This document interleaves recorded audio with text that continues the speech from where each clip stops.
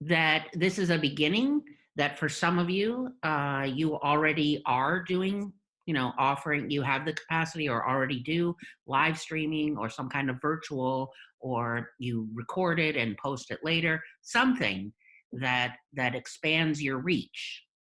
So today is, this time that we spend together is really um, a beginning. It's for some people. I'm hoping to offer a kind of band-aid if you're not having service on Sunday, but what can I do instead?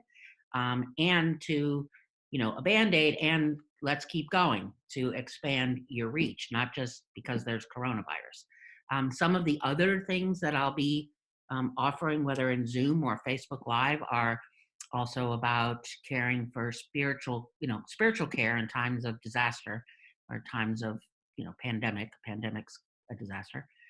But I'll say a little bit more about that in a moment.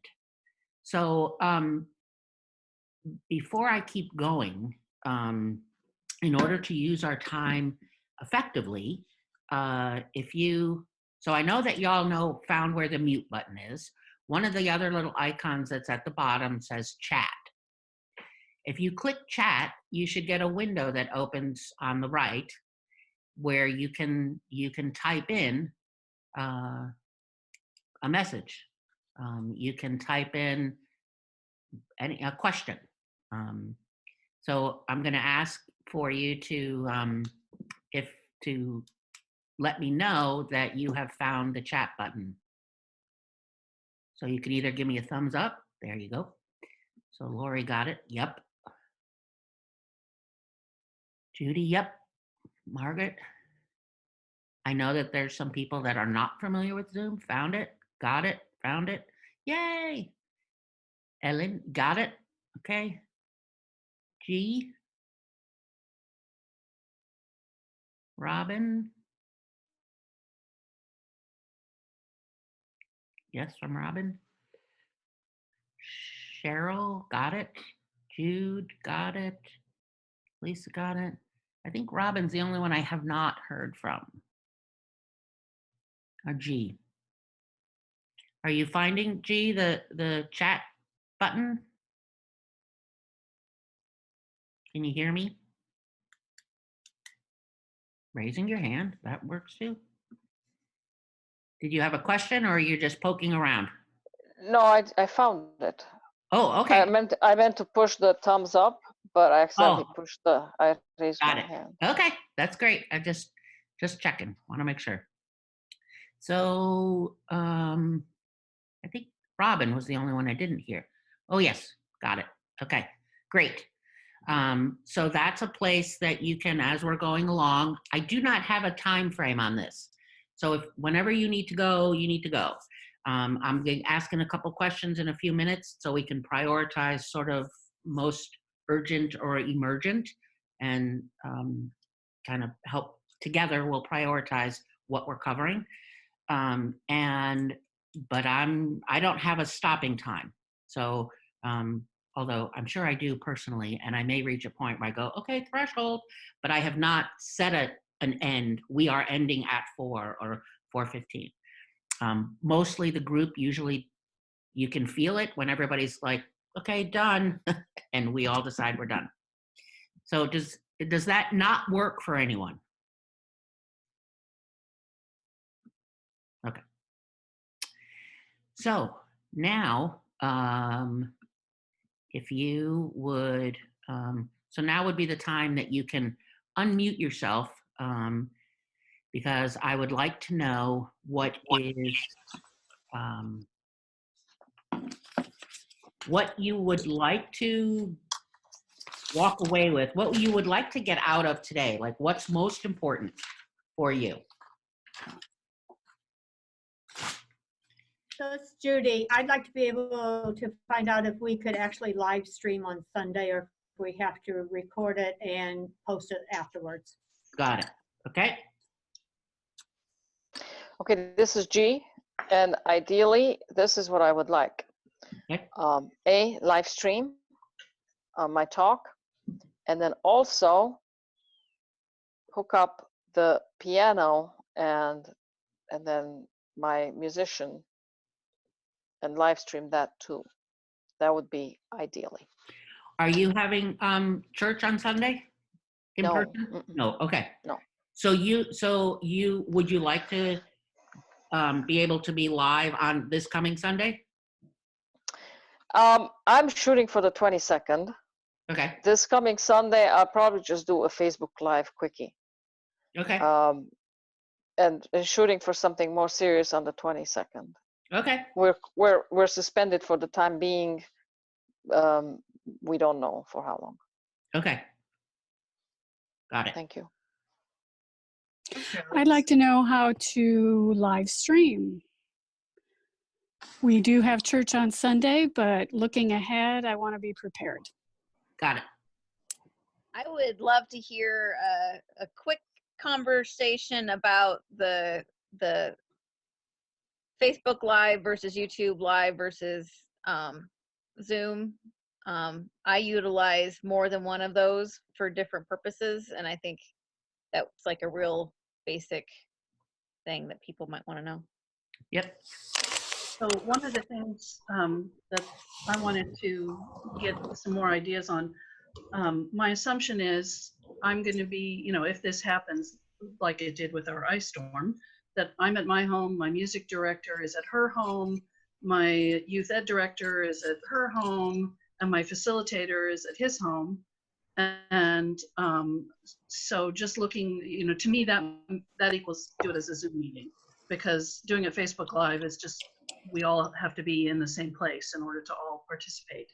So just looking for ideas on smooth transitions back and forth to the different people. I know I can show my PowerPoint slide by doing my screen share from my home. So just sort of looking for being smooth, and then things that work and don't work in that environment. One thing we discovered was you can't do a congregational song via Zoom, because digitally you only hear one audio at a time, and so it just bounces around. And so things like that. And then also just ideas for tips for getting better response with bandwidth, things we can tell people to do in their own homes, you know, like shut off your phone, shut off all the devices that are not part of the service. And that's, you know, is that a different set of instructions for the presenters versus the congregants? Got it. So small list. Yeah. Just a few minor details. Yeah. I have something really basic. Yeah. When I taught a class with Zoom, one of the things, you know, especially with congregants that aren't really familiar with computers, one of the things that I had a problem with was, you know, everything had to be done by email, because most of them weren't on Facebook, you know, that kind of thing.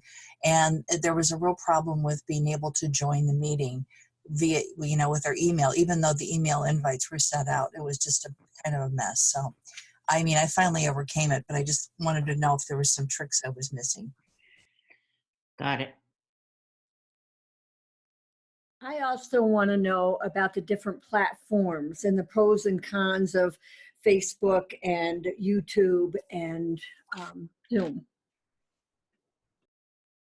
Okay. Was that you, Cheryl? Yes, it was. Thank Okay. you. Well, there's no video, so I wasn't sure. Okay, my hair, I'm having a bad hair day. We don't care, honey. We'd rather see your face and connect with you. I'm looking for a basic way to broadcast something this Sunday from my home. Never done it before. Okay. I'm also interested in knowing about including music. Okay. That's possible. Depends on the music. I'm new to all of it. Just took my first webinar this month. And my daughter, who teaches online in Tampa University, she said Zoom. So I just got on Zoom on Wednesday in a class. It's all new to me. But I have always wanted to live stream and do classes online. So Okay. I'm really eager to learn. Okay. So was the webinar how to use Zoom webinar? it was how to use Zoom, but it was a little more, it was for the Tampa University people, and I got to get on it, and it had a way to contribute with PayPal.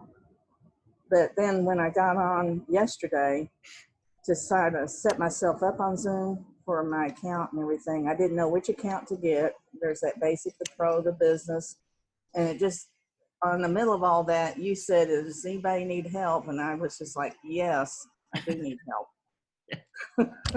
I don't know what I'm doing. So even with that course, I know it's possible to put PayPal on there. And I thought that was good because that gives everybody a chance to contribute. Yeah. According to what they were saying. Yes. But I don't know how to start. Right. And sometimes I don't we even know how to set up. So right. We learn just enough to be dangerous sometimes. I did. Okay. I didn't know about Facebook Live and all that till I started reading some of the minister stuff online, you know, on the discussion groups. And I thought, well, I didn't know.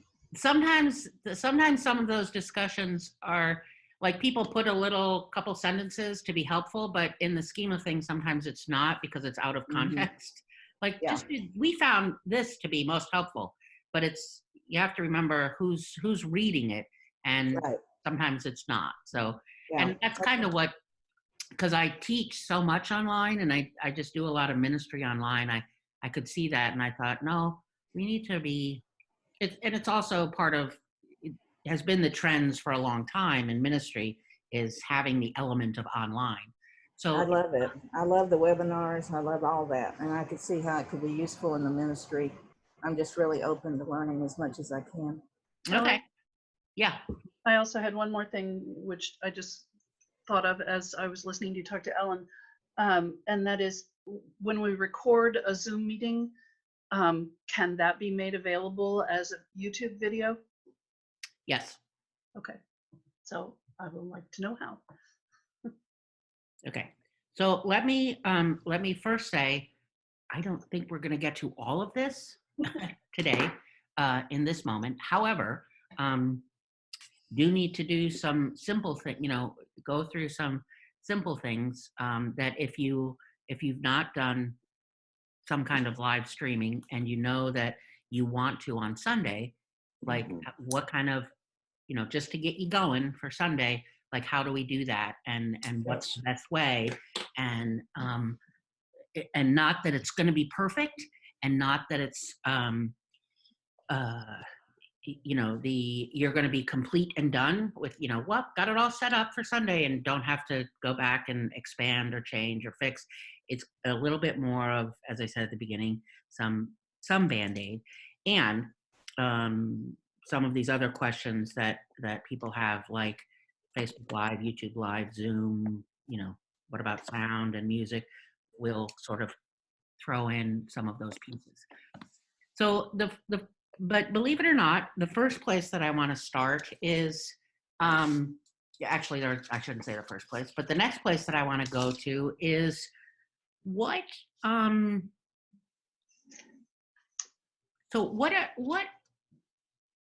you most afraid of?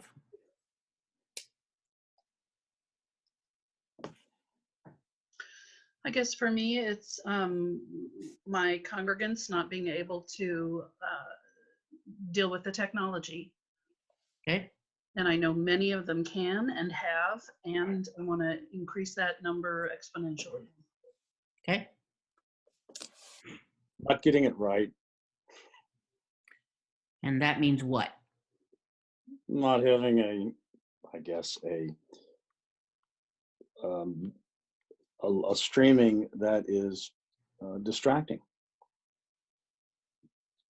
So a streaming, say that again, not having a streaming. I would say a streaming that is more seamless. Oh, got it. Okay. So when you say not getting it right means there's, in a way, it's bumps. supportive, and it's less speed bumps, more less intrusive, and more being able to focus and not being distracted. So I guess in one way, we are in fact having service this Sunday in the Garden Park. We have not live streamed or did any Facebook posting all that has taken place so far is audio. So I'd like to be able to place, if nothing else, even a Facebook visual, Facebook Live visual to get us started. Okay. Okay. Anyway, so I need to what I'm afraid of is just being able to do that in a way in which it is engaging and not, as I say, distracting. So you might say good enough for right now? That'd be great. I've heard that somewhere. Yeah, me too. Yes, you helped me give a talk on that one time. I had to listen to it again. Not that long ago. So sorry about that. That's a little bit of an inside joke between Tom and I. And it is a statement, it's good enough for right now, that I would encourage you to adopt. Okay. Good Perfect. enough for right now. It doesn't mean that we won't get better. It doesn't mean that there won't be maybe hiccups or bumps at the beginning, or, oh, that didn't go well, or, yeah, that didn't come off. It's being able to go, it's good enough for right now. And so And part better of than the that- alternative. Better than Sorry? the alternative, not having anything. And better than the alternative, not having anything. Right. Okay. So let me come back to that, because there's a little bit more I want to say about that. So what else are you most afraid of?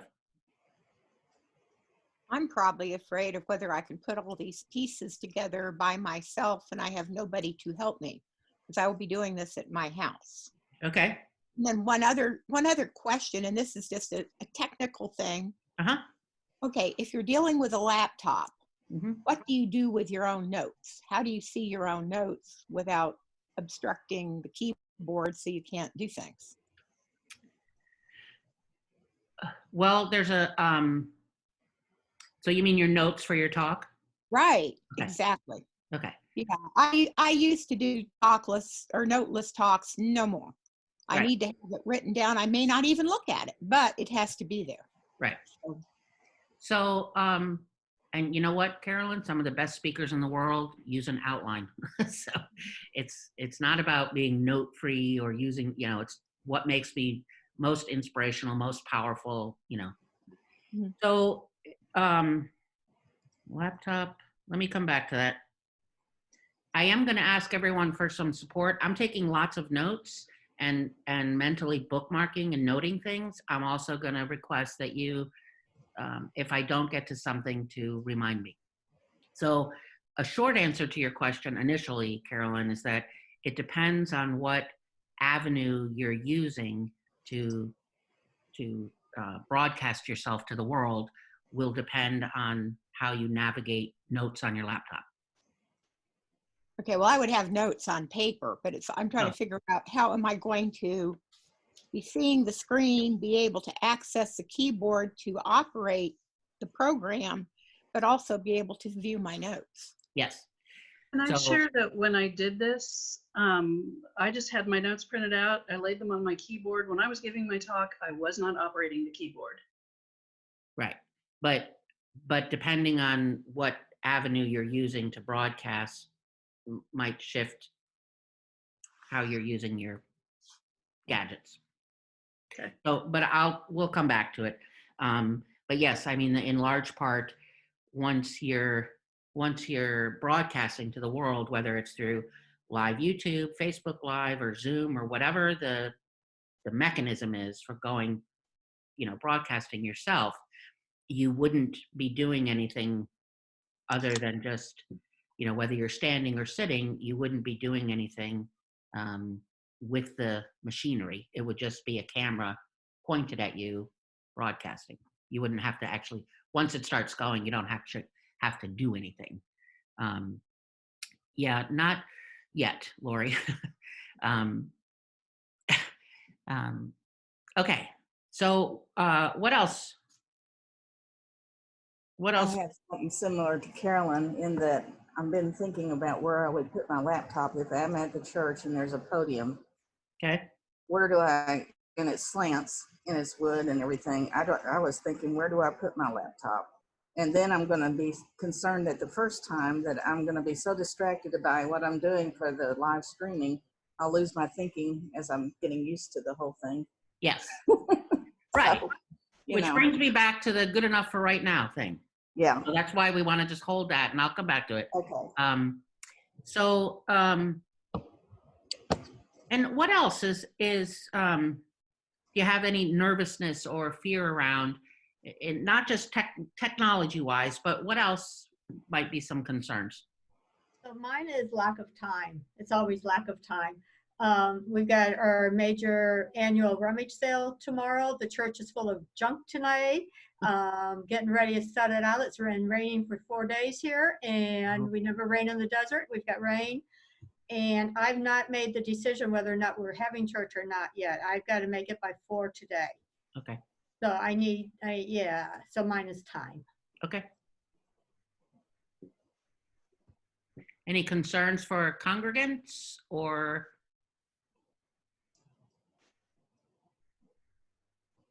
Yeah. I had a concern about the love offering.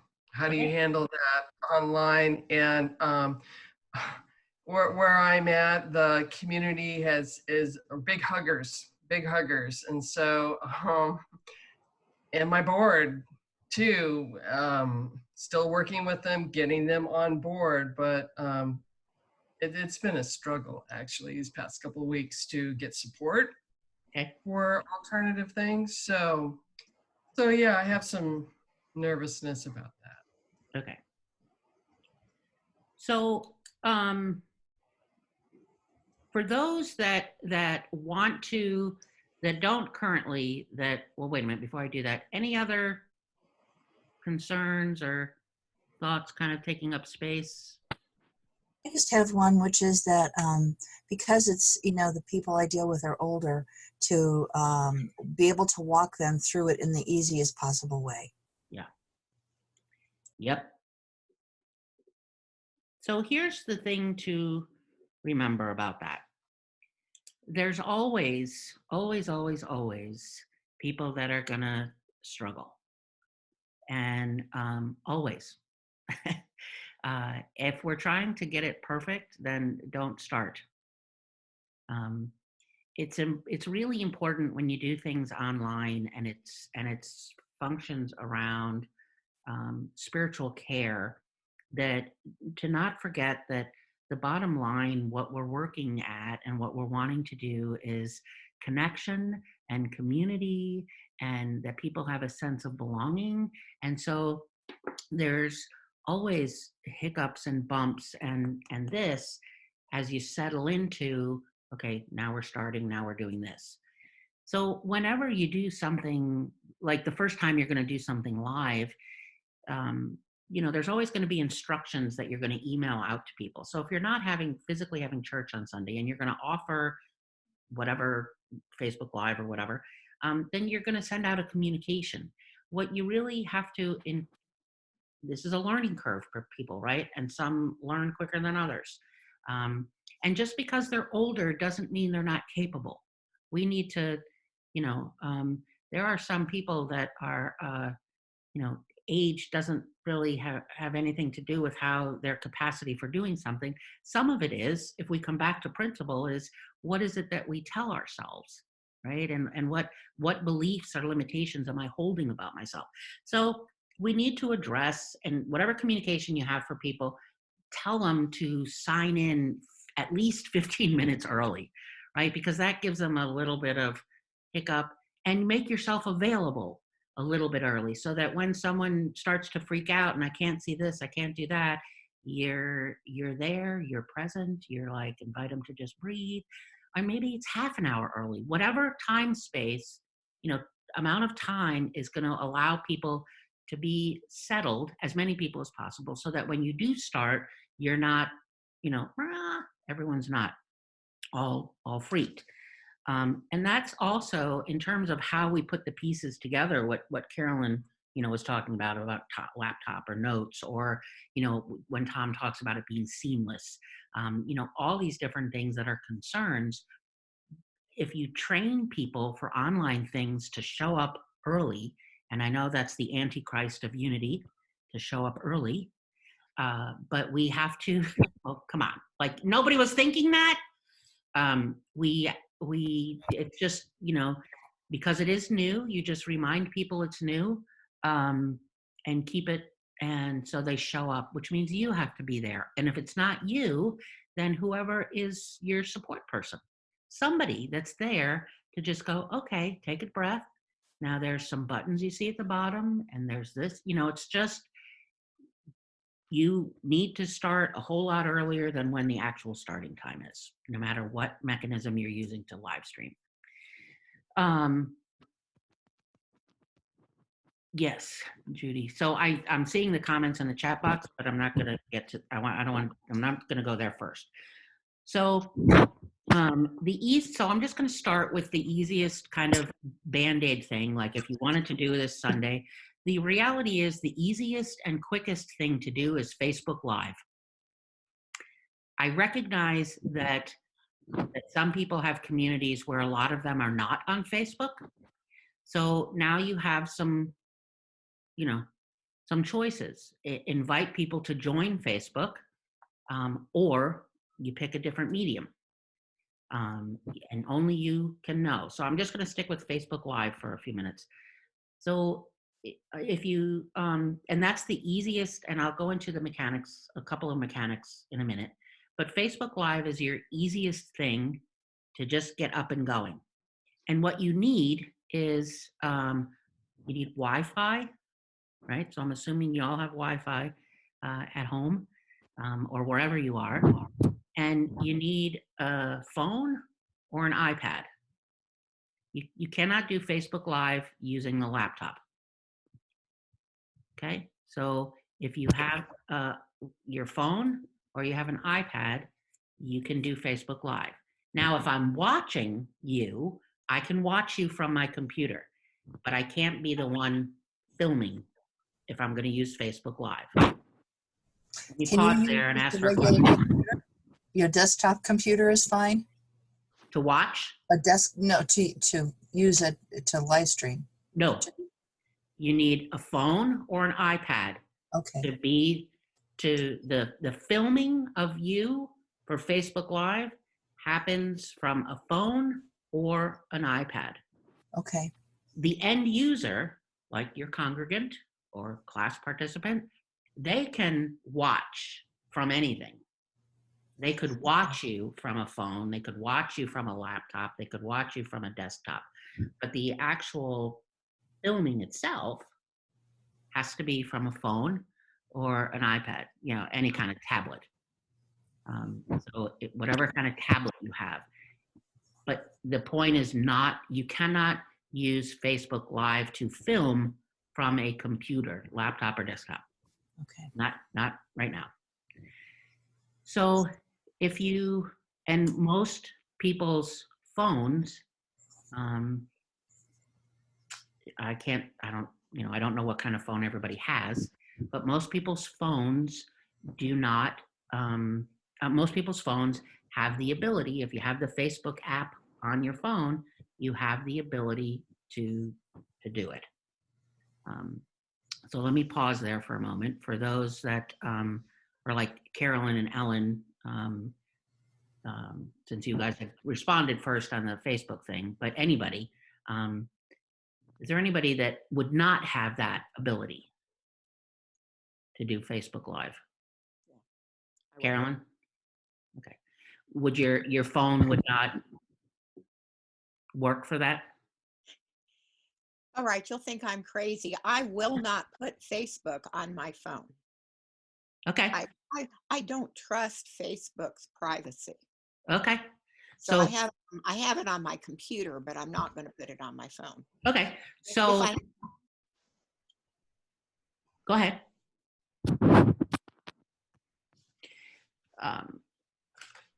So that might not be an option for you unless, now I'm going to move into. Plus half of my people aren't going to they will not go on Facebook. Right. So so I just wanted to start with that one, Facebook Live, because it's the easiest. Mm-hmm. And you can get up and running very quickly. Assuming people are on Facebook, right? Or assuming that you have the app on your phone. It has a few assumptions about it. So you use a tripod, or what do you do? Well, you can use, you can get tripods inexpensive. You can have selfie sticks. What's that? So a selfie stick is a, Oh, a selfie stick. Okay. yeah, selfie stick. So it's a stick that usually collapses or expands, and at the end of it is a little gizmo that will hold your phone. So and some people, if they're just doing this from their home, they might prop their phone up on some books. It's what you have to prop it up to look at you, to film you. So, so Facebook Live is the easiest. It's the easiest to get going. You don't necessarily need to get extra equipment. I would, if you were to keep using Facebook Live, I would suggest a microphone and a tripod, and I can go into those in more detail in a bit. I need you to take notes of what else, because I'm like throwing all this information in there, and you're like, so write it down, and we'll fill those holes in as we go along. The reason that it's the easiest is you pretty much prop up your phone and you hit the button that says go live, and it starts a video that anybody on Facebook can be watching you live. That's what makes it the easiest. Couple things about. I've got a question. What if you get a phone call during all that? I'm getting all these robocalls and things. What would happen? Would it show on the Facebook Live? No. It won't? No. Okay. No. So the other thing about Facebook Live is if you're going to do, did we lose somebody? Everybody shifted around. I have a question. Yes. If you do get a phone call, wouldn't that override whatever else you're doing on your cell phone? No. Zooming with you, I just got a phone call and it overrode. I think that's the right way to say it. The Zoom. So are you doing Zoom on the phone? I am right now. Yeah. Okay. I've not seen that or had that experience where a phone call takes over the Facebook Live. Maybe somebody else. Yeah, I've done many Facebook Lives, never very long, and truth be told, I never did receive a call during that time. So the one way forward, I guess I can try it out. Right, and the other way to ensure that doesn't is just turn on Do Not Disturb.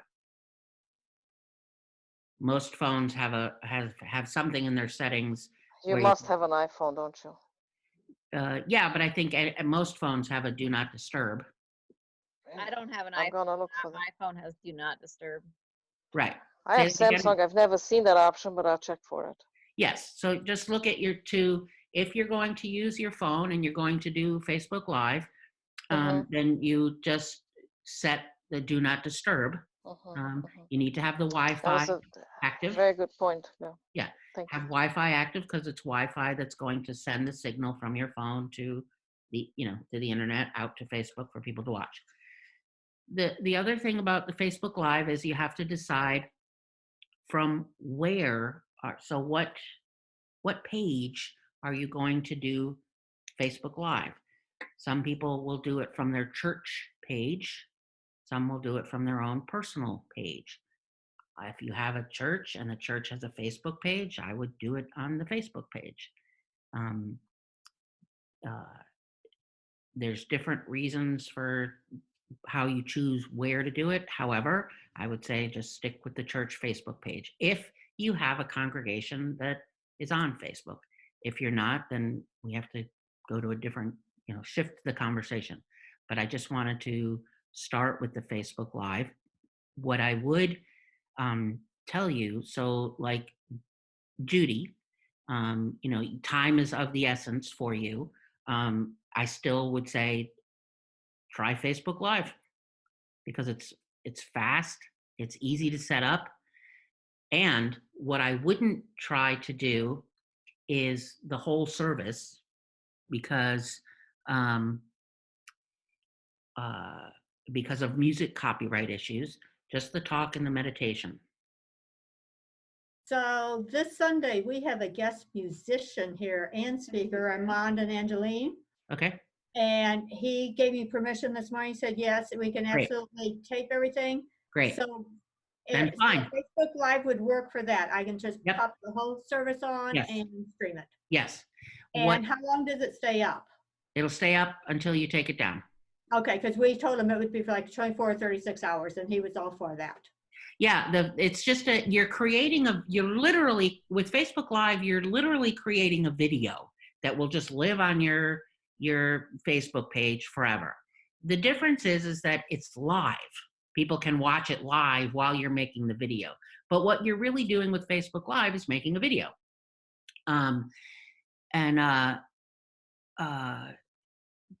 If you have permission for the music, then do more than the message and the meditation. If not, you want to keep it to message and meditation because of copyright issues.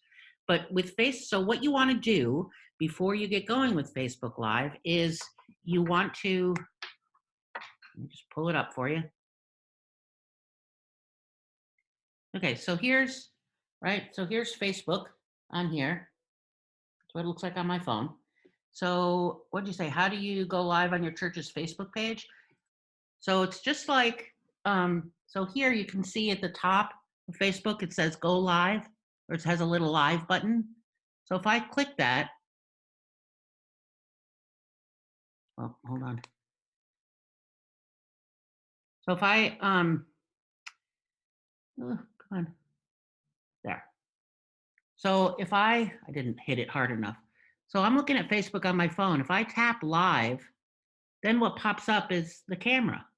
And right now the camera is looking at what's in front of me here. So the camera's looking, so there you can see you guys, right?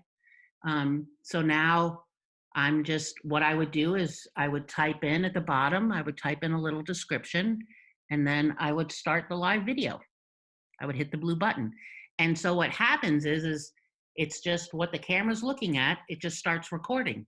And anyone who's on Facebook looking at, in this case, it would be just my personal page, would see what the camera's videoing. And that's really how easy it is. In terms of sound quality, that's a different conversation because it will pick up the sound, close enough. It doesn't have to be really, really close. But you also can get microphones that, the little jack for the earplugs, you can get microphones that have long cords that you could put closer so that someone can, it gets better sound for Facebook. But in terms of just for a Band-Aid and what do I do right now to get going, Facebook Live is very quick. You can also, what I prefer and I think is much better, is to do it horizontally. So if I click the live button, right? Because you want to see everybody, right? You want to see the person talking, you want to see musicians, but it's the same thing. You type in a description where it says, this is interesting to try to do this, but you want to just type in a description and then hit the button to go live. See the blue button to start filming? And then it's going. And that's it.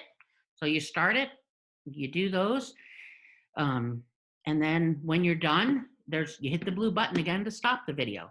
And then you watch your phone and it says it's processing, and then it's on Facebook. And that's really, that's the quickest way to get going if you're going to use Facebook Live. So let me pause there. Questions, comments, concerns? I just had a thought. Could you use a second phone that isn't a live phone, but you can go on Wi-Fi with it? Yes. Okay, that's a possibility for me. I still have the problem of getting my congregation to use Facebook, but yes. So there's always things we have to sort of mitigate and wander through. Yes, Rachel.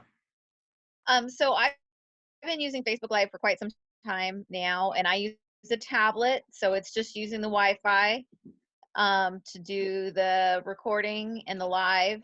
And then as far as accessibility for people who don't want to do Facebook, I'm sorry, my dog is right next to me squeaking on a toy. what I do is I take that recording once it's done on Facebook, and I trim it, edit it, which, you know, if you only did the talk and the meditation, you wouldn't need to do, but I do the whole thing and then I trim it because I had the licenses. And then I embed it in my website. So my people who don't want to go on Facebook can go watch it on my website, and it's not, it's technically still hosted on Facebook, but they don't feel like they're going to Facebook. Right. And they're not logged into Facebook. So I know that's like extra Yes. upper level than Yes. like Band-Aid stuff, but just to let you know that there's like a whole bunch of other possibilities of what you do. I know Yes. Kelly was probably going to go there. Yeah. And I can help you with that if you need help. Yeah. I have a question I put Yeah. in the chat stream too. If I go live on my own page on Facebook, do people have to be my friend on Facebook in order to watch? Not if it's set, the privacy setting is set to public. Public, okay. How do I let people know how to find it? Well, they would just to your page, but you can do it on the church page if you want Okay. it. So whoops, so let me go to so if I'm on my so now I'm on, so this is my sort of my business profile, the Preacher Chick, right? It's not just Kelly Isla personal, but there's the so when I'm going to do a post, there's where to go. Oops. So you know, where it says create a post, there's still the live button. Yeah. So then anybody who has access to that page, which is a public page, so that's fine. Anybody can see it. So they would go on Facebook and find that page. Yes. And then they would see that one of the posts is live. Yes. So if people know ahead of time that you are doing church live, you're going to live stream church on Facebook, you would put the link to the church's Facebook page as part of your little post or email or flyer. And so they would go right to Facebook to Unity of Columbia, and they would see, it would just automatically be there. If you've started the recording, like if you're streaming, it would automatically be there. They don't have to do anything to try to see it. Okay. Do they have to find it in a stream of posts? No, it would be right at the top because it's going on in the moment. Okay. Now, once you're done, like you've finished, whether you're doing the whole service or just the talk and the meditation, and you hit the stop video, like stop recording button, then it processes and then it just lives on Facebook as a video. So then it would move down the page as people post other things. Okay.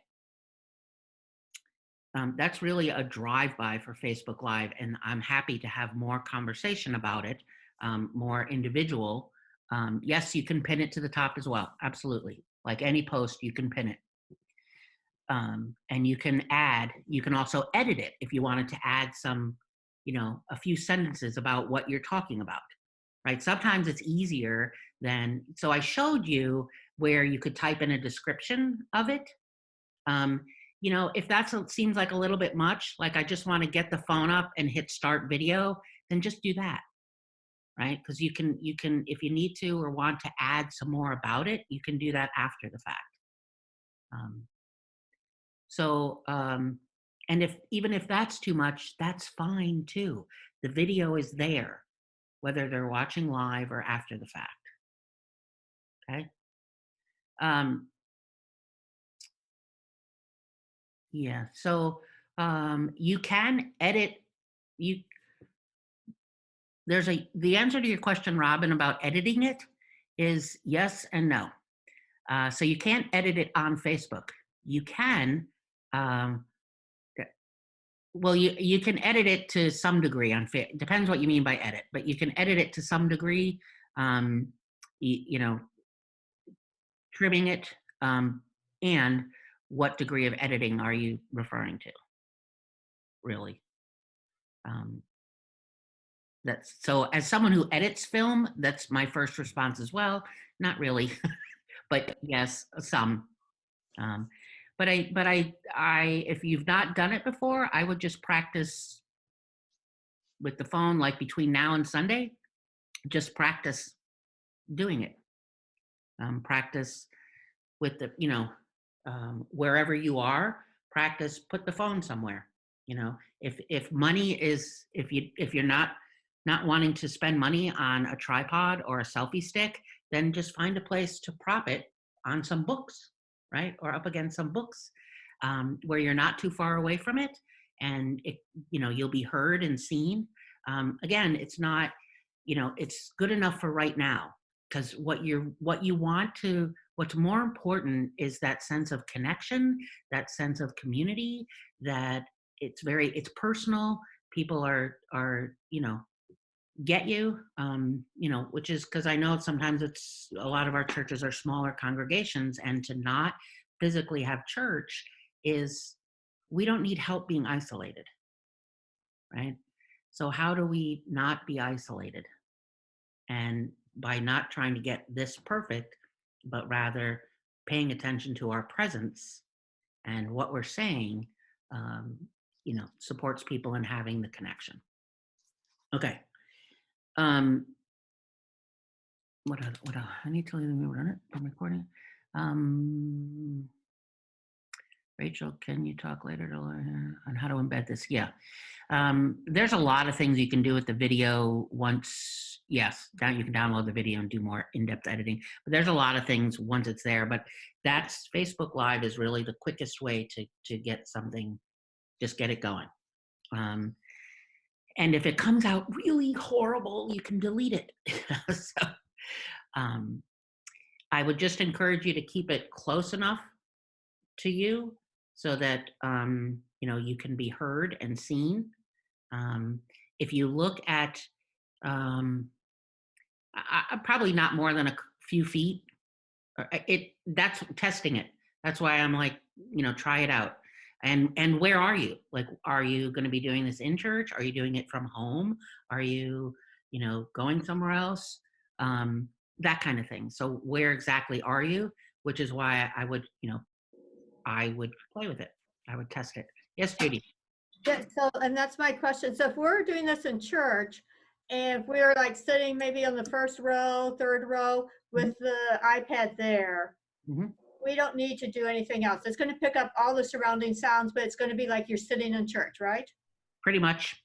Okay. And if you have a chance to just try it, I know that time is a thing, but if you have 15 minutes to test it out, to play with it before Sunday, that where you think you want to sit and pretend here's Armand and Angelina, here's me giving a talk, and see what you get, just to make sure.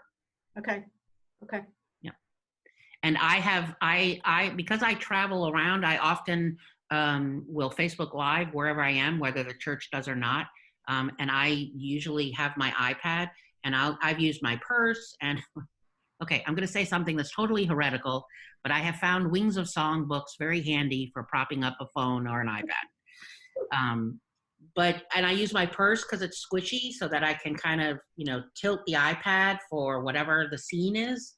So if you have 15, 20 minutes to just kind of get a sense, to get a sense of what's going to be recorded, but don't go for perfection. The sound will not be phenomenal, but people, you'll get it, and you'll get better each time you do it. But if this way, people can at least have a sense of being part of it. That's for like the whole church thing. But you should be fine front row or second, maybe even the third row if you're on the aisle kind of thing. Okay, anything else about Facebook? And I'm happy to talk more, offline, because it's not possible to go into every detail. But if you want to try it, offline, I'm happy to get on, a phone call with you and practice for a couple minutes or a few minutes. Okay. So for those not on Facebook, because we have groups that maybe a lot of people are not on Facebook. So then there's some other options like Zoom, right? The thing about online is that people have to go online. So if it's not going to be Facebook, then maybe you use Zoom, which is what we're doing here. So with Zoom, you would need an account, and then you would set up a meeting time, and you get a link, like what I posted on Facebook, right? That was an invitation to join this meeting. So it had a link in it. And that's what you would send out to people. Somebody would click on the link and have exactly the same experience you had when you clicked on the link. And if you'd never used Zoom, you had to download it and set up, and then you knew you were here. And in what I posted, I also encouraged you, in capital letters, to try it out long before the time of the meeting. So Zoom is, if you wanted to do Zoom, you can kind of do exactly what we're doing here. And you would use your computer or your laptop with a camera to do exactly what we're doing. Now, to come back to your question, Carolyn, about notes, if you have your laptop, your computer set up, and it's looking at you like right now, and you're giving your talk, no one will see your papers in front of you. They may hear them, but once you've started recording like we are now, I haven't touched the keyboard at all. I haven't done anything with the computer. So once it starts, it's just the camera it's going. And I certainly have notes in front of me, that I look down or reference, or I take notes, but then it just keeps going. And the video is recording and it's live and people are here and you can see everybody's faces. It's the thing about Zoom is that it's to just do something basic, and it is actually fairly easy. There is, of course, the learning curve, and you can use as many bells and whistles as you would like, but you don't have to use hardly any if all you want to do is have people have access to you, to your talk, to your meditation. So let me pause there. Does Zoom sound like something that might work for you, Carolyn? I think so, and I think my group would like it because they'd be able to see each other and talk to each other. Yes. It's what they're going to miss from having live church. Yes, exactly. That's so, Margaret, in the little, there are lots of options and bells and whistles with Zoom, like being able to share PowerPoint, or being able to do small breakout groups, or there are a lot of things, but you don't have to.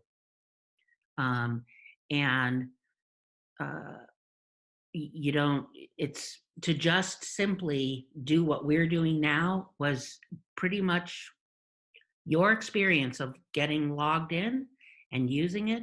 I'm guessing wasn't too horribly bumpy. No. Right. So if you are, your congregation, your group of people are very similar to you, so now you have an idea of how their experience would be.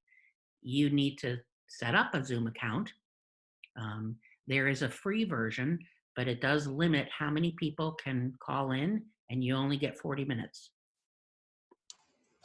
Kelly, that 40 minutes is what screwed me up a little bit, because it wasn't the right 40 minutes.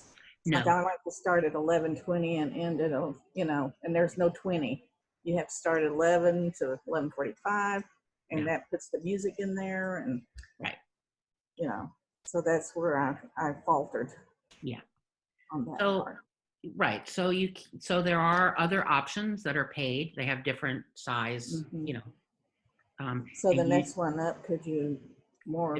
Yeah. I think the next one up is, then it's unlimited. There's not a limit on how much time. Exactly. Like I want 11:20, it would let you do that. You can start at any time you want. Okay.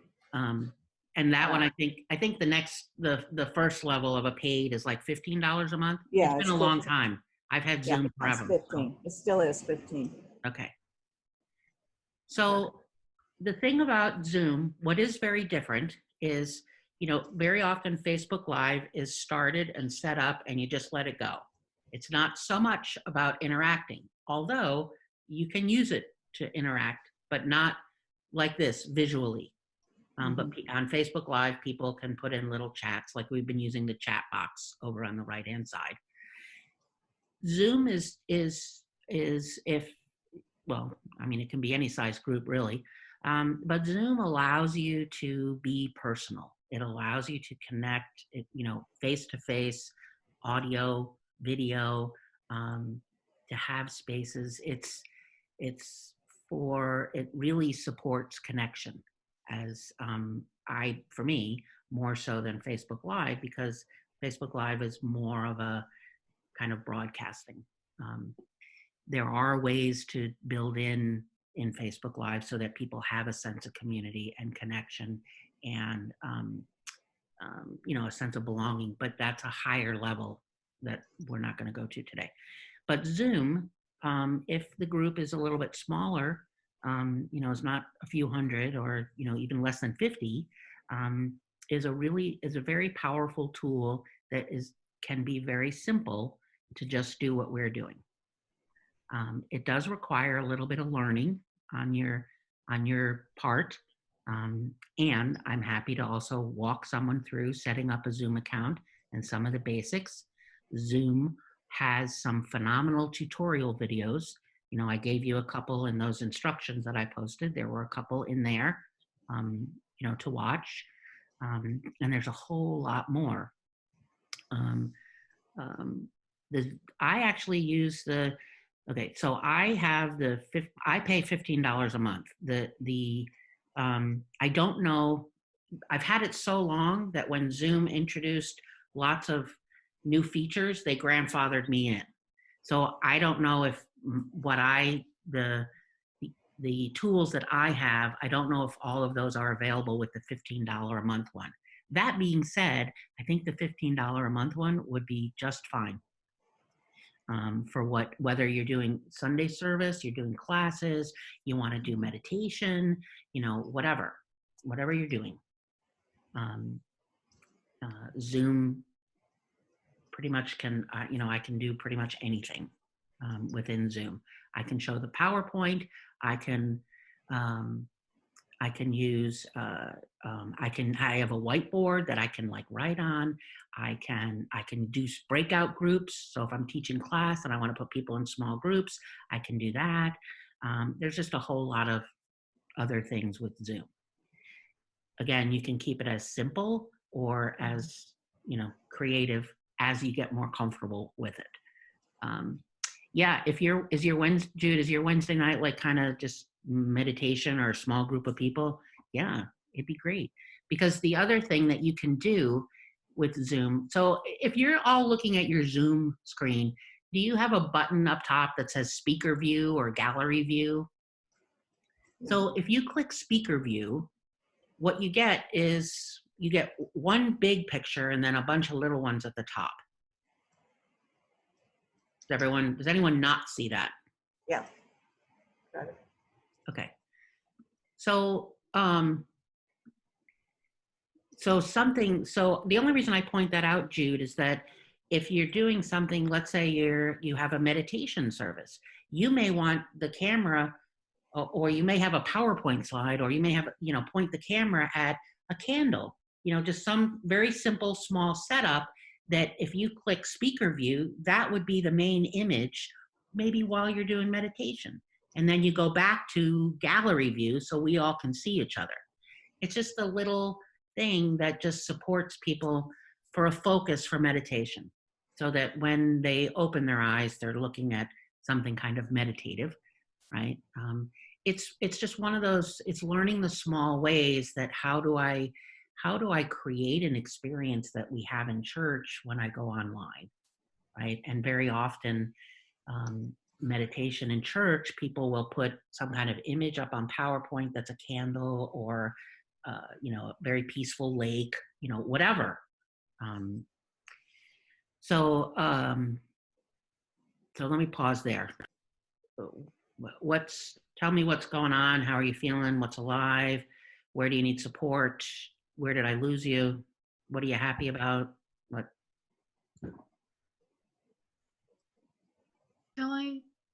I think what would be helpful for me at this point is if you could actually walk us through, like share your screen with us and walk us through some of these things you're talking about. Sure. This is something you can do. You know, you can show us, here's how to set up a meeting. Some of the things like you can, when everybody comes in, you can say they're automatically muted, or what are things that a host can do that a participant can't do? Because I think on your screen, there's things we're not seeing. Yeah. Because we're participants, but not hosts. And Yes. we'll be hosts when we're actually leading it. Yes. And then just demo some things like, you know, what if you've got a slideshow, here's how you do it. Okay. And if you've got multiple presenters, like when I'm talking, I want me to be the one who has my camera on, but everybody else to have their camera off. Mm-hmm. But then when Audra's playing the music, I want my camera off and her camera on. Okay. And so, and I'm a visual learner, and so if I could actually see your screen as you do stuff like this, it would help me. Okay. Anything else? How to invite love offerings through Zoom. Okay, we'll do that.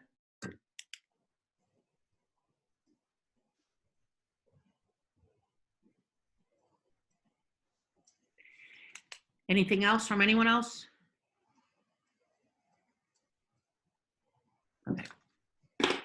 Okay, so one of the things, so in response to Lori's question, so I'm the next on the list is to, as when you're the host, here's the things that you can do. So I've said several times, and several people have mentioned it in the chat about PowerPoint. So if you have PowerPoint, you can make that available for people to see.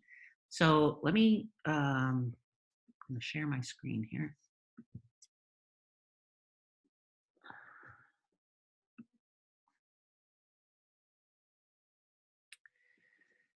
So tell me if, let's see, let's do this. Is there anyone not seeing PowerPoint?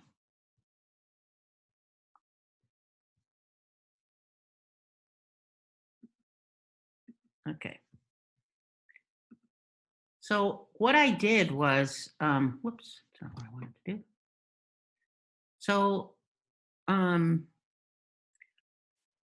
when I hit the share button, so if you look at the bottom of my screen, you can see this button that says new share, but that, because right now I'm sharing my screen, right? I'm sharing whatever. Fortunately, I've turned off all the icky things, so you can't see all the how I distract myself from doing work kind of things. But you get to see whatever I'm pulling up on my screen.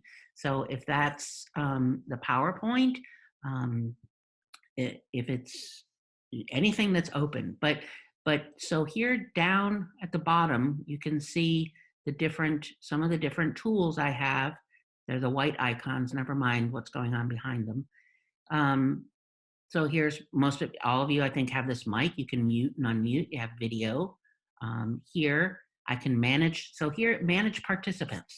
So you can, as the host, you can manage the participants. Yeah. Well, Kelly, I'm not seeing manage participants. I'm seeing it roll across the bottom of your screen like Google or Chrome and the calendar and and I'm not, I don't feel like I'm seeing your screen, not your. We're seeing your screen, not your Zoom window. Oh, okay, hold on. Because Okay. it probably is defaulting to not show us that part. Hold on.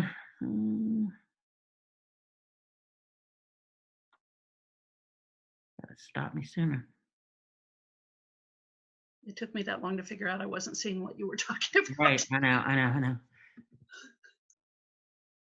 Let's try this again. Okay, are you seeing Zoom? Tell me what you're seeing. Somebody. We're seeing a document list and behind it, the PowerPoint. Why is it doing that?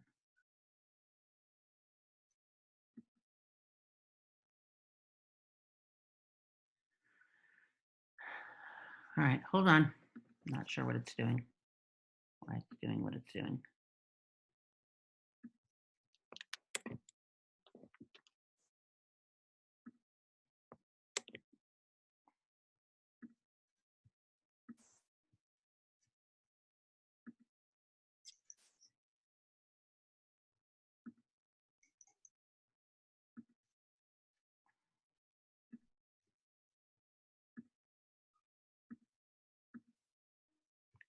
I don't know why.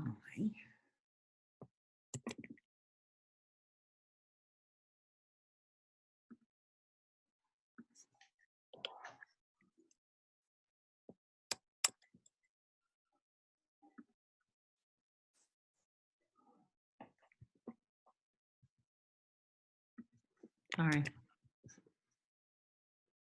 Not sure why it's doing what it's doing, so I'm trying to get rid of a bunch of things. All right, let's try this again.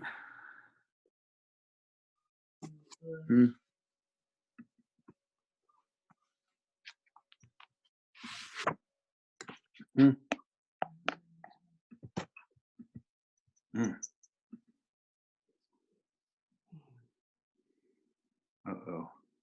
Now tell me what you're seeing. CDC, Centers for Disease Control and Prevention. Do you see any buttons at the bottom or just my dock? I just see your dock and behind it blue water. Okay. No, I see PDFs. Yeah.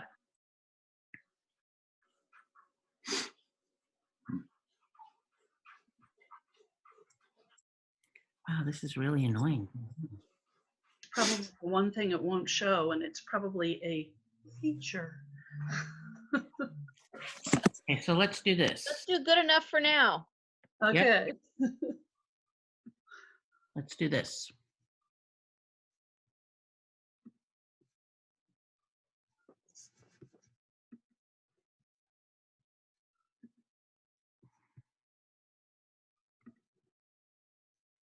I have an idea. You can always outsmart the computer or the program or whatever.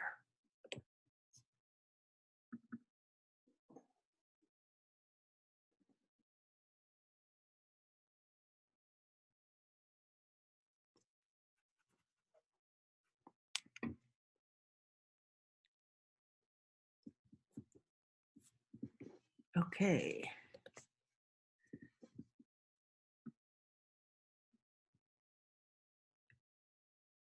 All right. I think maybe I've outsmarted it.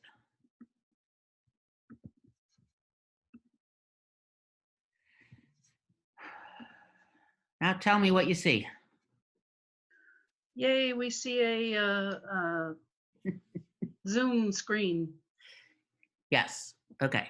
So what I did is I just took a screenshot of what I see as the host when I'm looking at Zoom. So you should see a bunch of buttons at the bottom, yes? White buttons, mute, audio, invite. Yes? Okay. Yes. Thank you. So these are, so share would be the button that you would use to, I clicked this button and it gave me the option, and what came up is, and I don't know why it won't, let's try, let's go to Zoom. See what happens here. So I don't know why it's doing what it's doing, but anyway, so if I want to share something, then that's like a PowerPoint, right, or an image, then I would click the share button. And what happens is then the window pops up, and that's the part that I can't, what do you see now?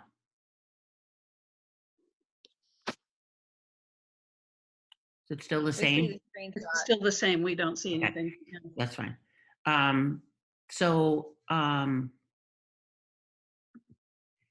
When you click share, then a window pops up that says, that gives you the, what is it that you want to share? Your desktop? Do you want to share the PowerPoint slide?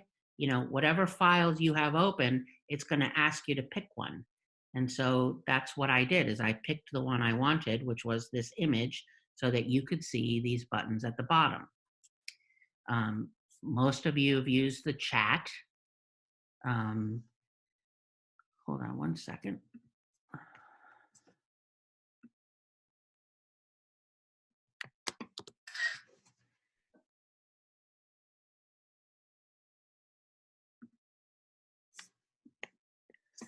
Sorry. What's going on here?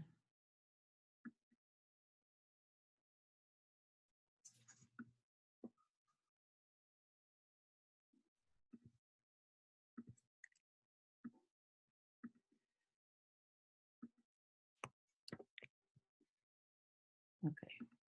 Obviously, I'm gonna have to work through this a little bit.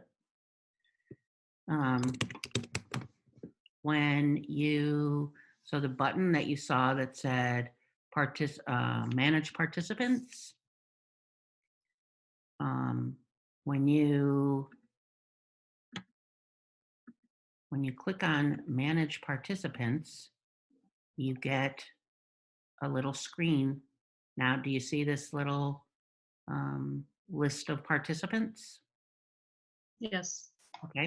So when you're as the host, at the bottom, when you click manage participants, you get a list of people that are in the room with you. And that's where you can manage that's where you have control of their microphone and their camera.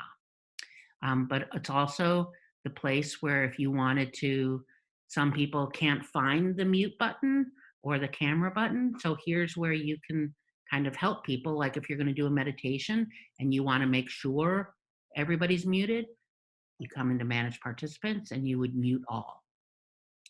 This is where people would,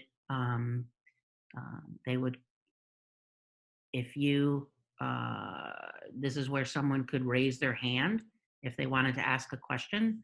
So it kind of helps to manage a group of people. I don't know how much, I haven't been using it here. I've just asked questions and y'all turn on your mics and talk. It depends how big the group is.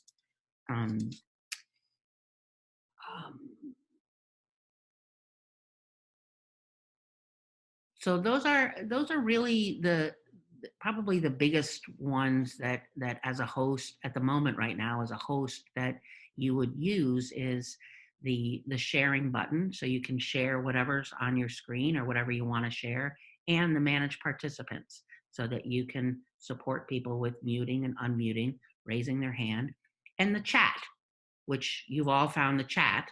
When you click the chat button, you get the little box on the side so people can type in. One thing I do is whenever I start something, and this is why I start something live, several minutes beforehand, is invite them to make sure everybody clicks the chat button and get them to type something in there. It's also a very powerful tool to connect people. So everybody type in, give me one feeling that you're having right now, and they type in a feeling. Or everybody type in an affirmation of truth, right? Or, type in your favorite quote for today, or what brings you joy when you think about your life, or type in one thing you're grateful for. It becomes a very powerful tool to just share what's going on in people's lives. It's also a place where I can say, what's on your heart that I can support you with prayer? And they can type it in. So I make sure that people know where the chat thing is, and also the mute, the microphone, and the video button, which are in the bottom left.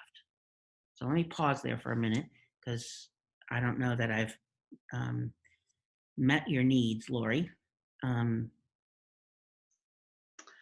Well, I think you have as far as one can do, because you can't really show. I don't know why it's not showing the Zoom. Yeah. It's probably because then it would get into some kind of infinite recursion of images, Probably. is my guess. So, Um, so Zoom, if you go to zoom.us, you might be able to show that.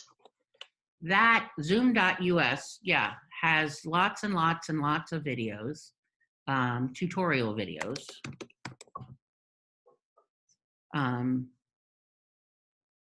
You could walk us through setting up a meeting. Yep. Can you shut off everybody else's camera as Yeah. the host? Yes. Okay. So 'Cause I guess what I was thinking is for a church service, as opposed to a class, I would want everybody else's camera off except for people who are on, doing something right at that moment. yes. So in the manage participants, Uh-huh. I go back to that. See the cameras? So I can, oops. I don't have that on mine. Oh, I got to share. Sorry, didn't share my screen. Minor detail. So see the cameras? Is there like a mute all button like there Well, is? there's for a sound? mute all, and then there's the more button, Okay. which then allows me to, yes, I can turn everybody off. Okay. And then I can turn everybody on. The other element of it is that in Zoom, hold on one second.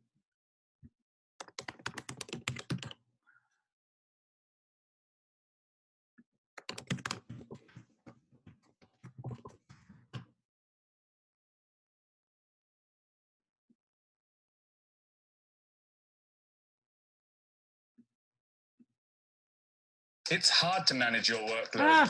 Stop. I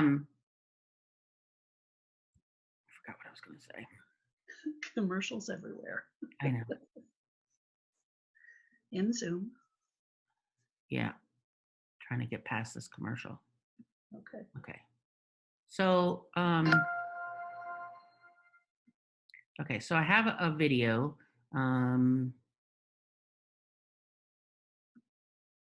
It's how to schedule a meeting, how to join a meeting. So I'm just letting it get to.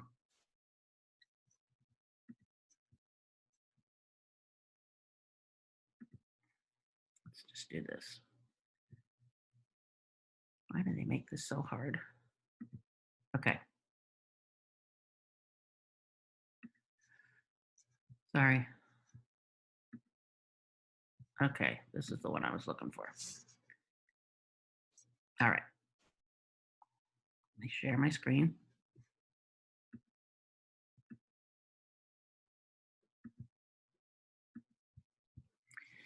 Okay. Does everybody see the word Zoom big? Okay. I should say, does anyone not, really is a better way. So here's the thing that to keep in mind. So the minute that I share my screen, I no longer am able to see everybody that's in the room. And it just is a, I'll show you what I see. But first, let's do this little video.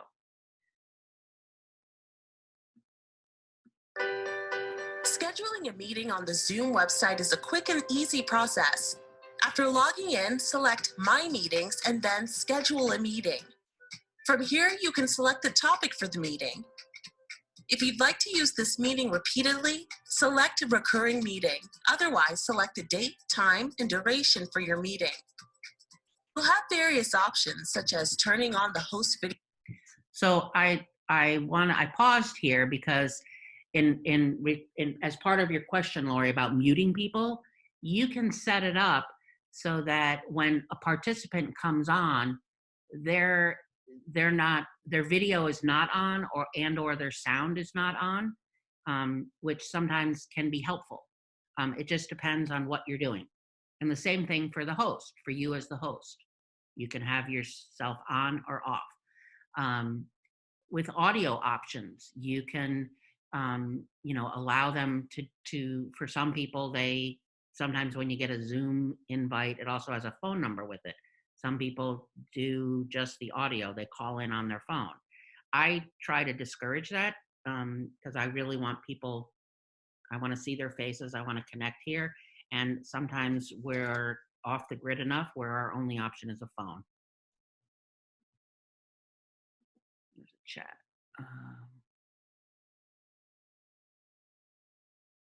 Oh, voice over internet protocol is VoIP, voice over internet protocol. Don't worry about it. Video by default, turning on participant video by default and audio options. You can also enable a password for the meeting, allow others to connect before you as the host start the meeting, mute others upon entry, or use your personal meeting ID. After selecting schedule, you'll be able to invite others. Okay, so let me back this up a little bit. Able to invite others by selecting schedule. You'll be able to invite others by Google. Stop. After select. Okay, so when you join Zoom, when you set up a Zoom account, you are given a personal meeting ID. And so this is just the number, it's your number. Nobody else has it. It's your own personal room.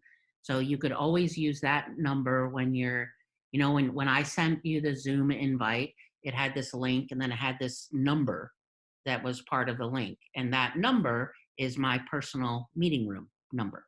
So when you sign up for Zoom, you get a personal meeting room number. And Lori chatted, put in the chat box that this enabling participants to join before the host, which I didn't, you know, it allows you, the new user, to test it out and get set up and to see it all before the actual meeting. Selecting schedule, you'll be able to invite others by Google Calendar, Outlook Calendar, or Yahoo Calendar.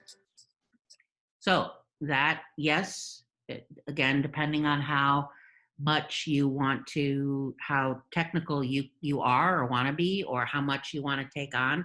That's the thing about Zoom and most things around technology and being online. It's, you really don't have to do a lot to at least get it going. And then as you learn it and you become more comfortable with it, then maybe you add the, you know, inviting people through a calendar. Then maybe you add, you know, other, but to just get started, just keep it simple. Most of this, pretty much all the settings are set the way you would want them anyway. For just general use, we want to go live and offer this. You have the choice of when you create a meeting, do you want to use your personal ID meeting room number, or do you want a unique one? And so that's up to you. If you just want to keep it easy because you haven't done this before, just use your personal room number, just leave it as it is. As you become comfortable, you'll probably want to start, you click the button, you know, or here it says, you can see here it says use personal meeting ID. I click that, you know, for setting up a meeting, so you may want to leave that like that. Or if I unclick it, Zoom will create a number unique for my own event. So again, it's just one of those things that if there's too many buttons, just leave them alone and it will just create it all for you. And then all you have to do is send the invitation that you get, that comes to you when you set up a meeting. Is anyone not following that? Did that make sense? Okay. You could also copy the invitation, which will allow you to copy and paste the invitation to others manually. Okay, so what you saw at the end there, this is what happens in the process when you're setting up a Zoom meeting. You get to the end where you can, let me back this up a little bit more. You could also copy the... See, at the end, you get, here's, the link here. And then The invitation, which will allow you to copy and paste the invitation to others. Here's the information of what the invitation is. And you saw something very similar to this on Facebook that allowed you to join us today. I didn't include everything because sometimes it gets a little overwhelming for people. But you don't have to edit it. You can just copy paste this. Kelly, do you have a preference of doing that invitation versus just sending people the link? I prefer personally just to send the link. Those invitations are so confusing. Well, they are. So here's the thing. I tend to just send this web link, which starts with HTTPS. So from HTTPS all the way to the end of the number. And this number is the meeting room ID number. That's what that number is. And I'll just copy that URL, that web link, and that's what I send to people. Just to keep it simple, to cut down on potential creating more issues, just to drive people simply to one place, to the web. And it may not, that's my preference. Absolutely. I'm confused by the phone numbers. I'm sorry? I'm confused by the phone numbers at the bottom of the invitation because I'm thinking, of course, maybe this is my own lack of technology, but if we're doing video on the internet, why are there phone numbers? Okay. So the phone numbers that you saw at the end, those are so if someone wanted to just do audio, they can call in and listen. Some people, they're on here, they clicked that URL, the web HTTP, that whole web link. They click that and they get into the room like we have here now, but they might be having sound issues with their computer. So they might also call in the phone number so they can hear. But it's actually, for better or for worse, right or wrong, good or bad, one of the reasons why I only offer the web address, because I don't really want to be technical support for people.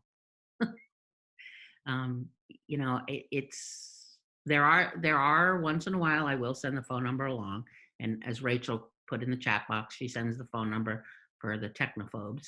But I tend to just stick with the web link. People can get on the internet. You click the link, it installs Zoom, and people get going. But I invite people to try that out long before the start time so they can connect with me if they're having issues. Beyond that, if they're having audio trouble and things, this is part of, the challenge in ministry is, I'm not really technical support. Some of it is people have to take on some responsibility for learning, how to do this, which is why it becomes so important for us to be that non-anxious presence, to say it's good enough for right now, to not go for perfection, to just, direct them to a place to watch some tutorial videos. Okay, I'm going to pause there. Questions, comments, concerns?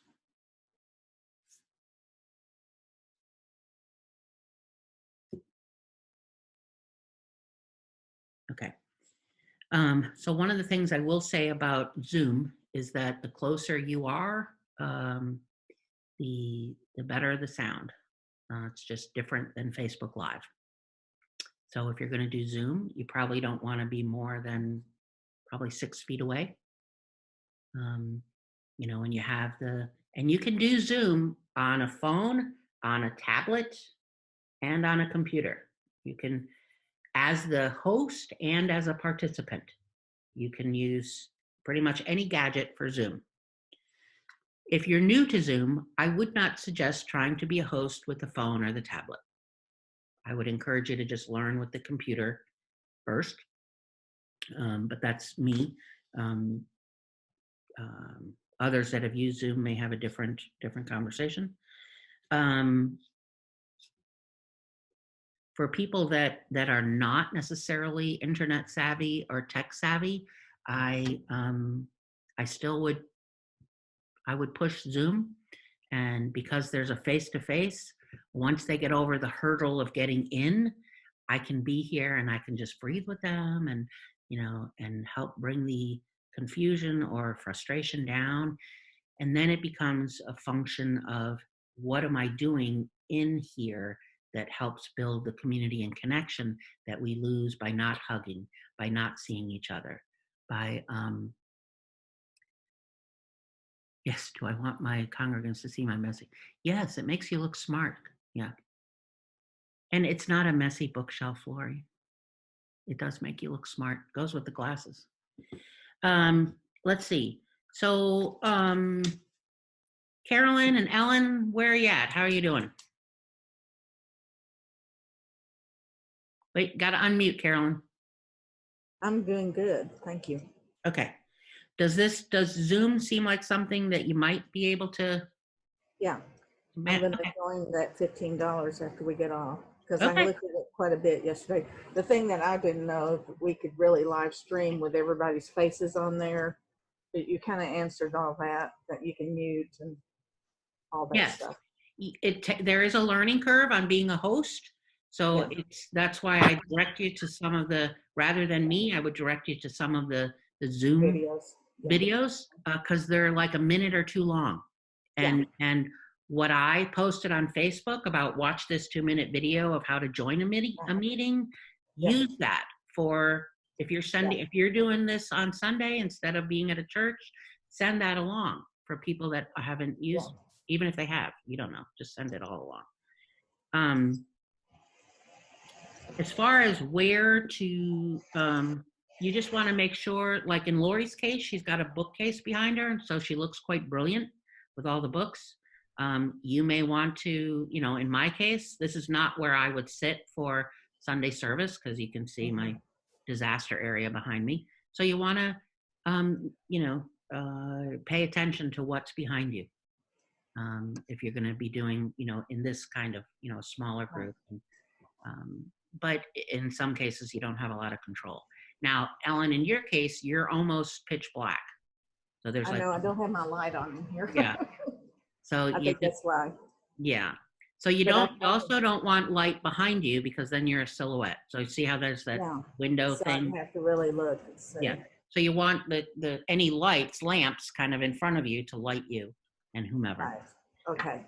I was thinking about trying both. You know, I'm going to do a live service on Sunday, but I was thinking about going ahead and doing, because we have some people in nursing homes that wanted to join in.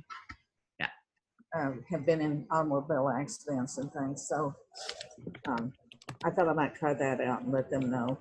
Yeah. And that way I get my feet on the ground. Yeah. So in terms of the, you know, when it comes time for the love offering and how do we take, you know, how do you take money online or you're in Zoom, you know, on Facebook Live, you pretty much, if you've set the phone up or the tablet and just to, you know, be up there, there's not a huge number of options in terms of, if you're just leaving it sit there, then you just have to, you know, when they're going to watch the love offering anyway, or you, if that part isn't being filmed, then when the video is done and it's on, you know, it's processed and it's now part of your feed, you're going to want to add something like the link to how to donate. So you have to physically do that. Or when you know, remember I hit the live button and it started going up and I said, here, you can type in a description. In that description, so you can put in the link right there, you know, to make a love offering, click here and, you know, and you have the link. And so while it's going live, while it's filming and you're live and whatever part of the service, that description is always there. So people can click that. In Zoom, you can, the easiest way would be in the chat box to put the link, to physically say it to people. So go to our website, go to the donate button. And you also, here's the thing where I think we may stumble a few times is for online, you need to say it more than once. Because it's now not part of the Sunday service ritual, right? Where if you've been coming here long enough, we do this, and then we have a prayer, and then we do the daily word, and then there's the song, and the love offering is part of a process. And because you're online and you're not passing a basket, you have to be more intentional about it. And so part of being more intentional about it is asking more than once. So it may be part of at the beginning, where you remind people that we will be taking, we invite you to go online, for a love offering. We may not be at church together, but our bills haven't changed, right? We still have the same bills to pay. Dolly, Yeah. when we did our ice storm service, we actually still put the love offering into the script for that day. Yeah. So I was showing the PowerPoint and it came to it, and it was, now is the time when we give of our treasure, and there's a link in the chat stream. And so as we pause for a moment and listen to this beautiful music, would you please use the link in the chat stream to donate online, or go to our website to donate online? Yeah. So we stopped the service and just had some music there and waited. Right. So yeah, and I'm not suggesting not doing that. I'm just saying that if you don't have the whole service, if you're just doing something shortened, and even if you are doing the whole service, I would still, let me back up. If I'm doing the whole service, I would mention at the beginning that, that we'll be, just because we're online, we're still, needing financial support. So I'm there's a link in the chat box. So you can go and, make a donation at any time, and then I keep moving. And then you come to the love offering and you do that again. One thing that happened for us was a lot of people were chatting because of enjoying that connection, and the link would rapidly scroll up off the screen. Yep. I assume we need to put it in multiple times, that there's no way to pin it. Right. Yeah. Okay. I'm just a fan of asking more than once when you're online, because it's easier to go into out of sight, out of mind. Okay. And it's just a little easier for someone, even though I'm at the point of the service, listen to this music, you do the love offering and you do the blessing, it's still easier for people to not. They may not click over. And if they click over, and if they're a little technophobic, they may not want to click over. How do I get back? So it's just there's just multiple ways to kind of mitigate. So saying it more than once, being intentional, giving a little more time, right? If you're doing the whole service, giving a little more time to the love offering and waiting for people, they're probably on the website and donate, and we want to give them time. So we're going to listen, everything that you said, and even a little bit longer. And I would say it again at the very end. If you didn't have a chance to donate during the love offering time, here's the link again in the chat box, right? When you send out, if you are doing service online, you're not going to be meeting together, whatever notification you send out that says this is what we're doing on Sunday and here's the link to watch it live, include it in that. Good idea. Just we have to get in the habit of asking more often. And it's an unintended consequence when you go online that you have to ask a little bit more often. Okay. Do you have a link where we could donate to you today so we could all practice? Yeah. Yes, actually I do. So hold on one second.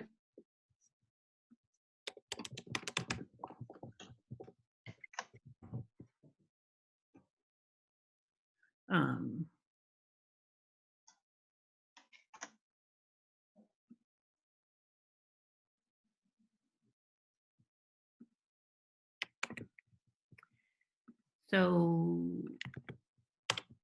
there.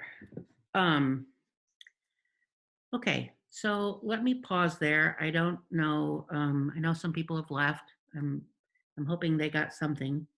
I knew at the beginning I wasn't going to cover everything. Do you have a sense of that maybe people that might be have some trepidation about going online? Do you have a little bit more comfort that you might be able to walk them through that?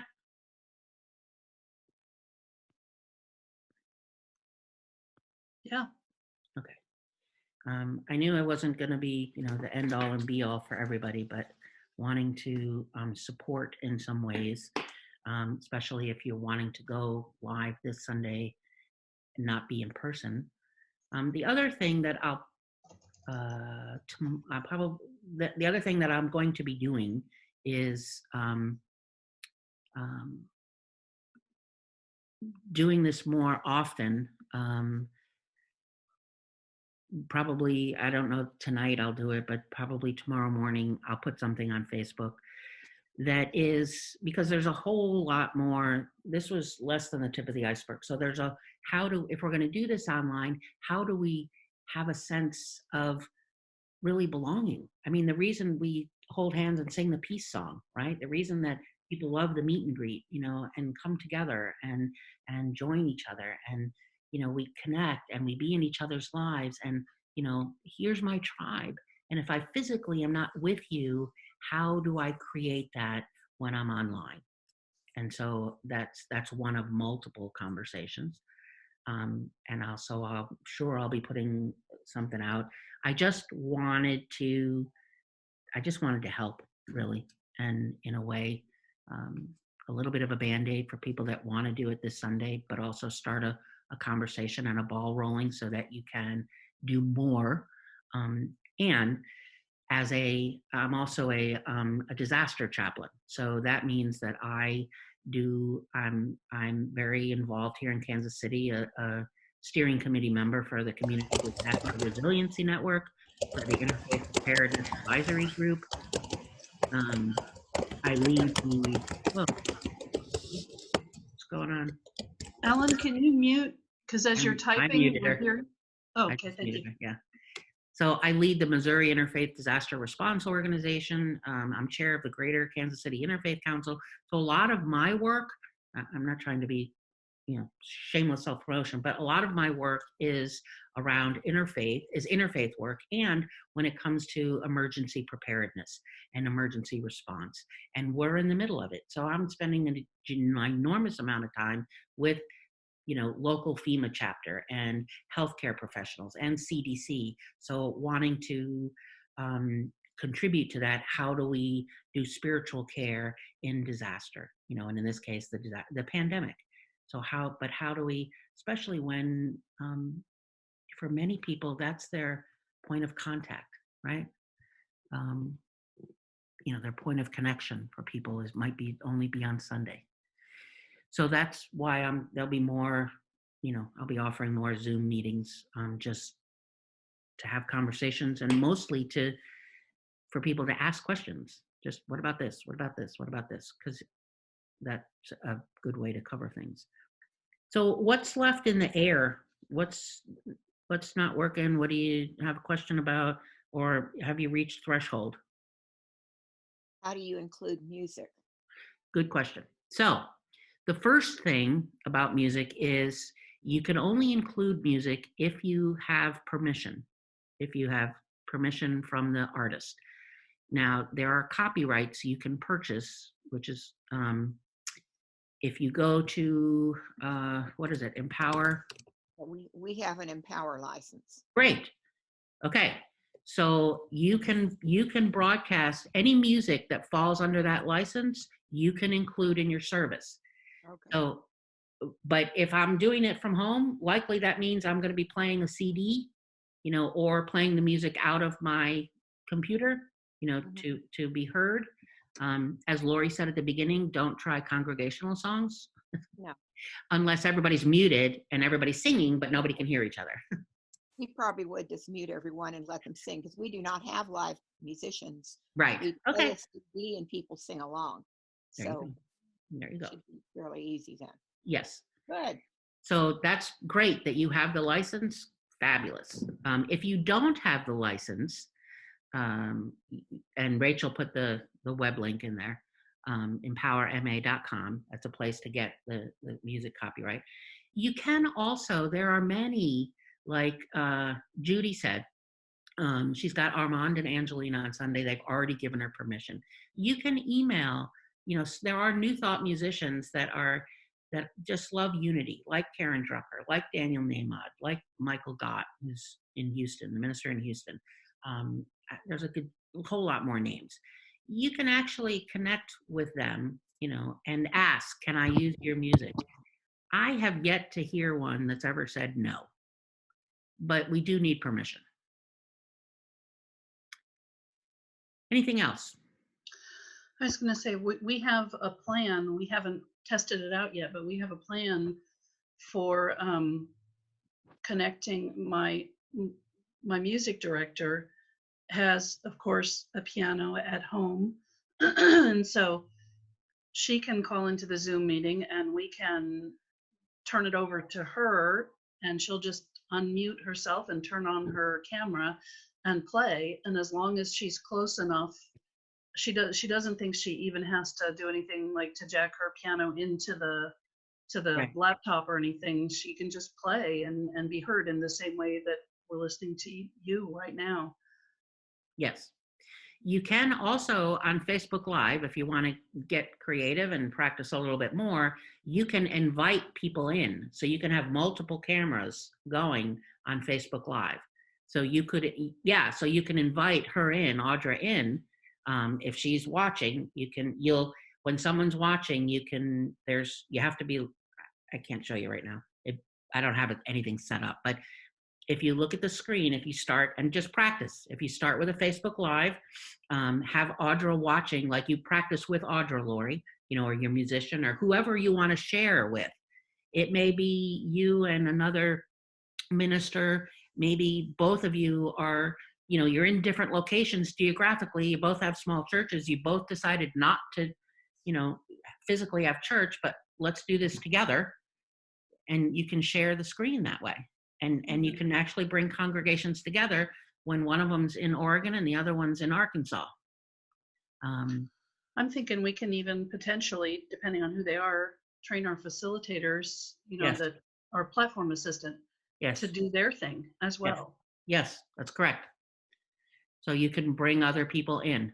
And on Zoom, I can also make other people hosts at the same time, so that, so let's say you were a host on here, you could share your screen and manage participants and, those things as well as me.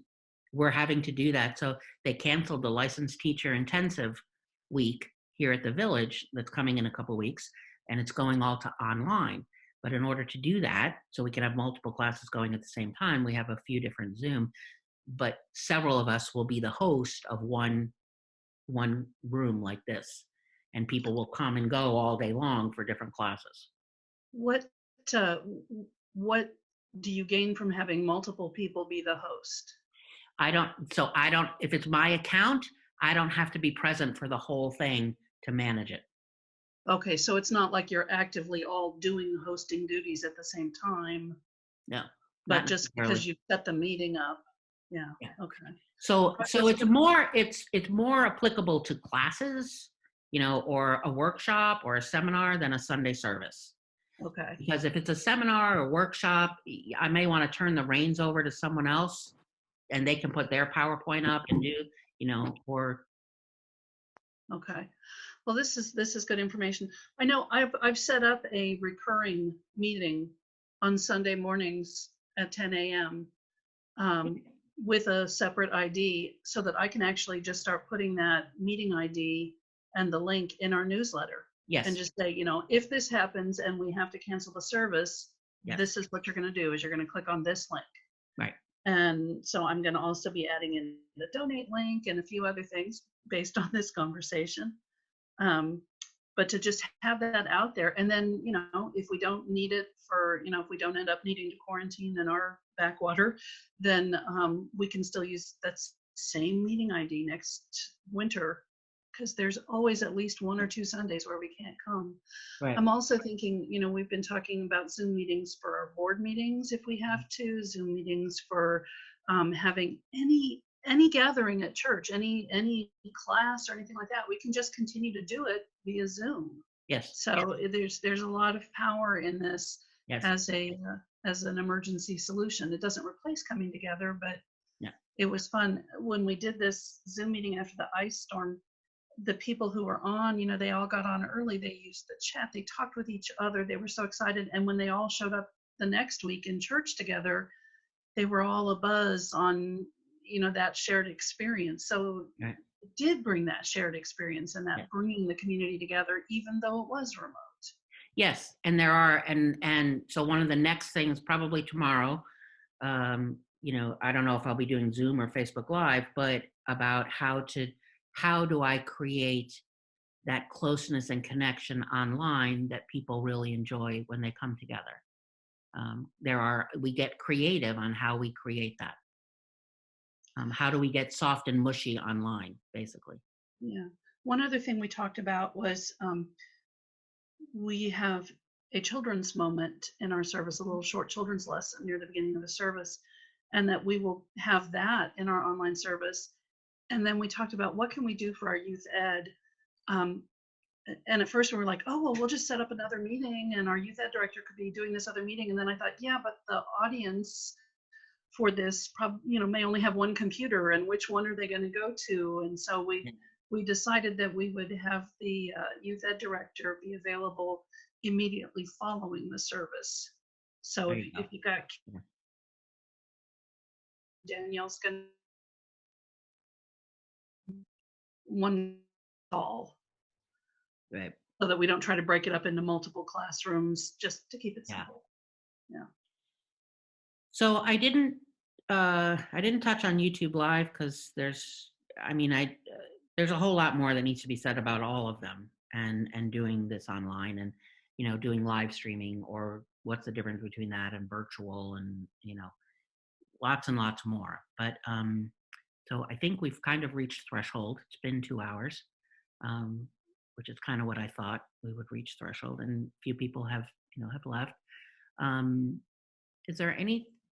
Does anyone need any more support for what you want to be doing on Sunday? Because I'm happy to go offline with you. Okay. If you start down the road, like if you're going to go sign up for Zoom, or you want to test out Facebook Live, and you want me to be part of your guinea pig, be a guinea pig for you, and while you're doing it, just text me. Which, let me put my phone number in there because that would probably be helpful if you're going to text me. 816-550-3475. Just text me, and we're here for each other. And Rachel's been doing the Facebook Live, and Lori's done Zoom, and we all, yeah. But I'm a gypsy minister, so I wander around to churches. So I'm here to support you in whatever you need for church. Okay. Anything else from anybody? Not for today, because I'm tired too, but for future reference, things to do for bandwidth. When you get I just had a message flash up on my screen saying my internet connection was unstable, and I have this whole routine of applications that I shut down and turning off all the other devices in the house and all that kind of stuff, just to. So so in terms of bandwidth, and what that means is the kind of speed that you need to be doing.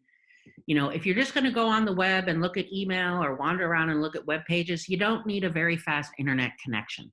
If you're going to do this kind of thing, you need more powerful internet.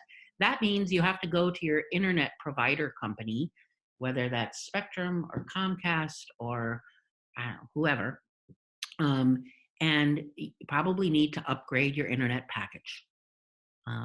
You need upload speeds to do this. If you want to do Zoom, you want to do any kind of live streaming, you need, the recommendation is minimum of 10 megabits per second. 10, let me type this, 10 megabits per second for upload. It's upload that's the key. Upload, upload, upload. If you, it's just, you can get away with a little less, but it impacts the person's experience.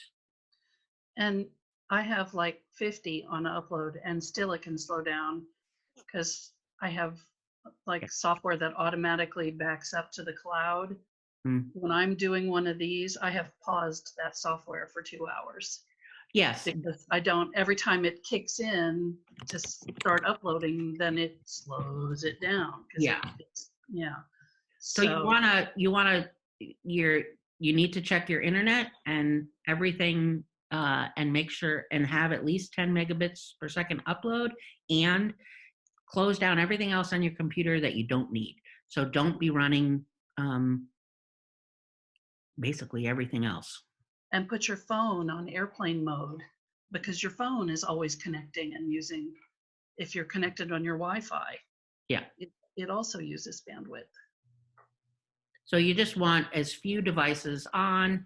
You want to shut down programs that are running on your computer and just have, Zoom, or if you're doing Facebook Live, well, you wouldn't have that on your computer, but you just want to, get a clean internet connection going. So there's as few things eating up the amount of information that can be sent, because there's a limited amount of data that can be sent, from your location out to the world. So the fewer things you have connected to it, the fewer programs you have open, the better streamlined that connection is. Does that make sense? Should we pass that along to everybody in the congregation to also do those same steps? Yes. Or is it Yes. only no, it's everybody. Yeah, I would, yeah. Because it just helps everybody. So you could put that in your little newsletter. Yeah. Okay, anything else? Well, thanks, guys. Thanks for coming. Thank you. I hope it was a little helpful for you.